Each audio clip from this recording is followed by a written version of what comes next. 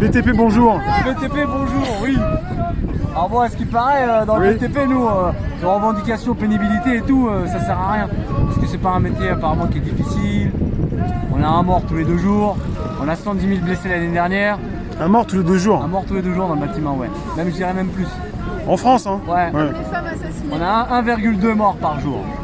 Enfin, tous les 2 jours. C'est bien précis le vrai chiffre, ouais, Ouais, 1,2. c'est ça, un peu, c'est des chiffres qui émanent.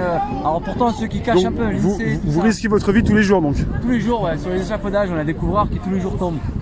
On a des gens qui tous les jours se blessent. Des blessés Rien n'est sûr à 100% au niveau des échafaudages, au niveau de ce que vous, Alors ce que anciennement vous c'était proposez. plus sûr déjà, Ah. mais depuis que, si vous voulez, les grosses boîtes telles Eiffage, telles Colas, telles Bouygues, Vinci, Il y a les économies qui vont être faites, c'est ça? voilà c'est ça. En fait c'est plutôt mettre en avant l'économie plutôt que la sécurité des bonhommes, plutôt que la réalisation d'un beau chantier.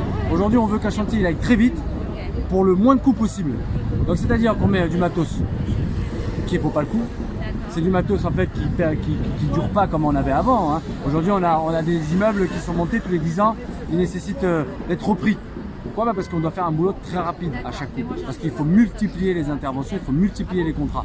Donc du coup, on fait abstraction à la réalisation, c'est-à-dire que on réalise comme on peut. Vite fait, bien Avec fait les pour revenir moyens. après encore pour réparer, ça fait de l'argent. Enfin, Voilà, le c'est fait ça, de c'est pour réparer refaire sans les arrêt. contrats, pour réitérer les contrats. Ouais, et ben c'est pas bien fait, donc ça peut s'écrouler, C'est pas bien fait.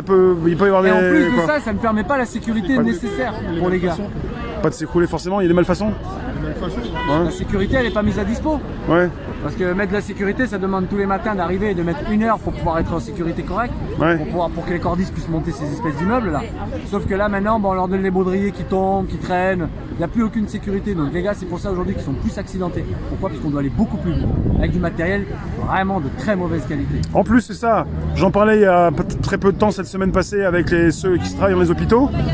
Ils m'ont dit aussi qu'ils achetaient du matériel, du mauvais matériel. Vous, c'est pareil. C'est pareil. Du mauvais On va matériel. vers le moins cher. Vers le moins cher. Alors dans les soins, vous vous rendez compte, et dans la sécurité pour les Pareil, bâtiments. hein. Les bâtiments, aujourd'hui, on a des rotors, on n'a plus aucune isolation, ni thermique, ni phonique dans le bâtiment. Pourquoi? Parce que les matériaux qui sont utilisés sont plus comparables à ceux qu'on utilisait encore il y a 50 ans, ne serait-ce que. Aujourd'hui, on demande à ce que c'est plus capitaliste. Pour faire de l'argent, il faut que ce soit vraiment de la mauvaise qualité pour pouvoir revenir pour remplacer. Avec une main-d'œuvre qui est extérieure, aujourd'hui beaucoup plus. Donc ils mangent un peu la main-d'œuvre locale ici. Donc, tout simplement pourquoi? Parce qu'un ouvrier ici, aujourd'hui il est payé à peine 1 500 € quand il travaille pour des grosses firmes comme Bouygues. Hein. Okay. Ouais. Sinon ça peut être moins. Hein. Ouais. Et si on n'accepte pas de travailler pour ces prix-là, on fait appel à main-d'œuvre extérieure. Oui. 700 € par mois, ça suffit largement. Ouais, si jamais vous manifestez, vous manifestez votre mécontentement, Dans les privés, on n'a pas le droit. on peut vous dire, si jamais tu t'en vas, il y en a d'autres qui vont venir après. Simplement, ou alors t'es la pomme pourrie et puis on va te sortir du panier. Ouais, c'est ça. Parce que sinon, voilà, c'est des privés. Comment vous arrivez à venir vous retrouver dans la rue vous êtes aujourd'hui, courageux, vous prenez votre courage à deux mains. Voilà, prendre son courage à deux mains, c'est aussi, là on profite aussi du week-end, ce qui est magnifique avec la mobilisation des Gilets jaunes, Oui. c'est qu'elle a été bien vue, elle a été faite pour le week-end. Eh oui. Le week-end, nous on bosse pas en général dans le bâtiment, Ouais. donc ça nous permet de pouvoir se mobiliser. Ouais. Et là notamment, se rapprocher un petit peu de toutes les différentes mobilisations qui peuvent être mises en place. Là en l'occurrence ici, avec des à manif, moi-même je suis signataire de cette manifestation. D'accord. Parce que je pense qu'il faut pouvoir se positionner un peu partout, il faut que le BTP soit visible. Le BTP a une capacité de mobilisation qui est très importante, mais qui pour moi n'a pas été encore révélée. Et je pense que c'est par des petites actions comme ça qu'on va pouvoir amener les collègues. Et vous pouvez parler de tout ça, vous avez le droit de parler de tout ça. Il n'y a pas des consignes. Alors si, ouais. Est-ce On qu'on nous peut en demande de parler? taire. Je sais pas, ouais. On nous demande de taire le matériel qui est mauvais. On nous demande de taire la main-d'œuvre extérieure. On nous demande de taire les conditions de sécurité. Mais aujourd'hui, on se rapproche de beaucoup de médecins qui nous font des bilans gratuits depuis ce début de mouvement et qui permettent un peu de révéler les réelles répercussions que peut avoir le bâtiment sur les corps. La parole se libère, il y a des gens qui viennent vers vous, il y a vous gens vous sont- rapprochez de personnes qui peuvent vous aider. Ouais. Les gens sont à bout et je pense qu'on va passer à travers les interdictions aujourd'hui. On est obligé de passer à travers ces interdictions parce que si on fait pas ça, eh ben, on va laisser le pouvoir encore à ceux qui le détiennent aujourd'hui. Vous prenez, vous prenez quand même des risques, mais vous savez ce que vous faites, quoi, parce que vous avez besoin d'en parler, quoi. Voilà, il en faut. Ça concerne tout le monde. Ça concerne tout le monde, cette réforme elle concerne tous les Français. Ça concerne peut-être pas 0,001% des Français, mais tout le reste ils sont directement concernés. Là, la réforme, vous voulez parler des retraites? Pour la réforme des retraites, oui, notamment. Ouais. Ouais, mais pas que ça. Pas que ça, notamment. Parce que nous, notre pénibilité elle a été revue il y a 2 ans. Oui. Monsieur Macron qui a dit hop, on va retirer la pénibilité. Ah oui. Enfin, du moins, ses collègues. Mais là, vous me dites, il n'y a pas que de la pénibilité, il y a aussi des risques par rapport au travail. La sécurité, Ouais. le climat. Nous, on travaille dans des conditions. Alors, un cordiste qui monte au-dessus d'une tour comme celle-ci, Oui, il est rattaché à un baudrier seulement. oui. Un simple. quand il y a des bourrasques devant, ça suffit pas un boudrier. Subit. Le froid, on le subit. Donc de nous dire à nous que c'est pas pénible, quand on a 500 morts l'année dernière en France, au travail, on a 500 morts. Il y en a plus de 200 qui appartiennent au BTP seul. Alors là, on nous dit qu'il n'est pas pénible. Je pense que c'est la raison pour laquelle aussi mes gars ils vont sortir là. Pénible mais risqué. Risqué, pénible, dangereux. Pas simplement pénible. Pas seulement, et très mal payé, avec une retraite qu'on n'atteint jamais nous. Parce que nous à 50 ans, ce qu'il y a, c'est que pour la plupart des collègues, et c'est plus de 80% de nos collègues, on subit au minimum 2 opérations. 2 opérations, alors je parle pas de l'arthrite, d'accord? Je parle pas des difficultés respiratoires, parce que nous on travaille avec des produits des fois qui sont très toxiques. On n'arrive pas à 65 ans nous, monsieur Macron.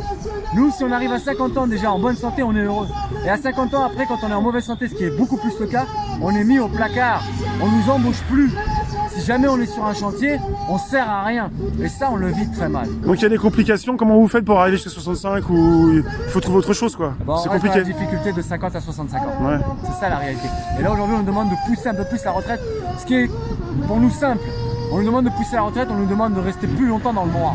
Parce que cette période, nous, qu'on a cette quinzaine d'années, entre ses 50 ans et ses 65 ans, un ouvrier, il n'a pas de travail. On fait appel à des intérimaires.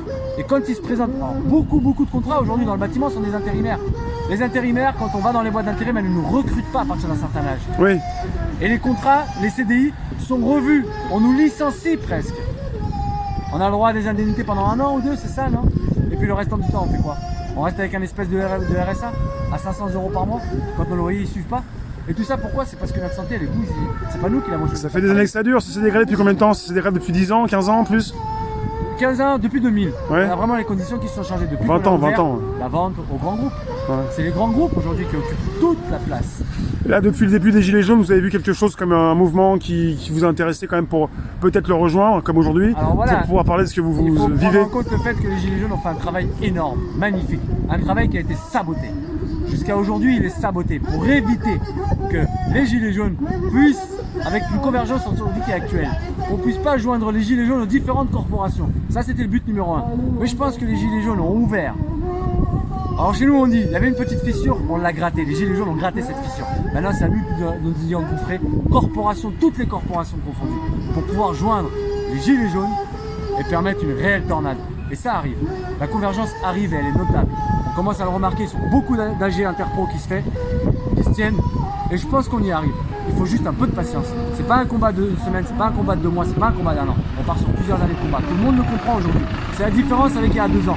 Aujourd'hui, on sait que c'est un combat qui va durer et encore longtemps. On est prêt à ce que ça dure longtemps. Vous êtes déterminés et de plus en plus nombreux alors? Déterminés, de plus en plus nombreux et surtout mieux organisés. Beaucoup mieux organisés. On est arrivé il y a 2 ans sur les routes, on ne savait pas franchement comment est-ce qu'on partait. On n'avait aucune... alors voilà, c'est ce qui nous a détruit aussi un petit peu apparemment. Il n'y avait pas de leader, il n'y avait pas de chef de groupe. Non, c'est pas ça. C'est qu'on a cherché une horizontalité mais qu'on n'a pas su la mettre en place. Aujourd'hui, on commence à structurer autour de ça. Et je pense que l'État, dans très peu de temps, va revoir les gilets jaunes rentrer dans la rue, revenir dans la rue. Mais en plus d'avoir les gilets jaunes, les corporations toutes différentes, les syndicats qui vont nous accompagner aussi, parce que les syndicats ils vont plus pouvoir faire marche arrière comme ils font actuellement.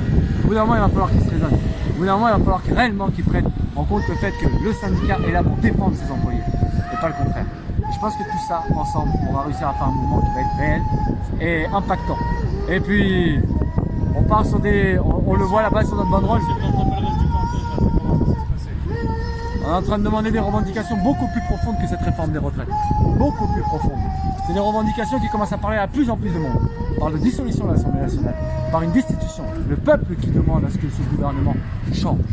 C'est la différence. La démission de Macron, on ne la veut pas en réalité. Nous, on veut que Macron soit destitué. C'est que le peuple demande à ce que celui-ci soit destitué. Pourquoi? Parce qu'aujourd'hui, Macron, qui est vu de la part des grandes entreprises, de la part des plus grands économistes, comme quelqu'un de super, j'aimerais bien que tout le monde, aux yeux de l'international, se remarque à quel point ce bonhomme-là, il n'était pas fait pour contrôler un pays. Simplement. On a eu des présidents, on a eu beaucoup de présidents qui, pour le coup, étaient partagés sur la vie. Mais jamais un président pareil que celui-ci. Il faut qu'on mette le doigt sur ce monsieur et qu'on fasse comprendre que on ne peut pas être président quand on était à la place à laquelle il était et quand on avait les avantages qu'il avait. La position qu'il a obtenue aujourd'hui, ceux qui l'ont mis en avant aujourd'hui, sont encore avantagés. Là maintenant. On va essayer de redresser tout ça en faisant en sorte qu'ils sortent de là. En faisant en sorte tous ensemble qu'ils sortent de là. Et je pense que c'est le peuple uni qui va permettre ça, à l'unisson désormais. à l'unisson, toutes corpos confondues, tous les gilets jaunes, tous ensemble. Pas de chef, pas de tête, on est tous ensemble unis, c'est le peuple qui est dans la rue maintenant. Je vous remercie, c'est bien Ouais. sympathique cette discussion. Ben merci à vous. Très instructif. Merci hein, Merci à vous. Le D'être BTP là. est dans la rue également avec tout le de monde. nous dire ce qui se passe chez vous. Merci. Merci beaucoup.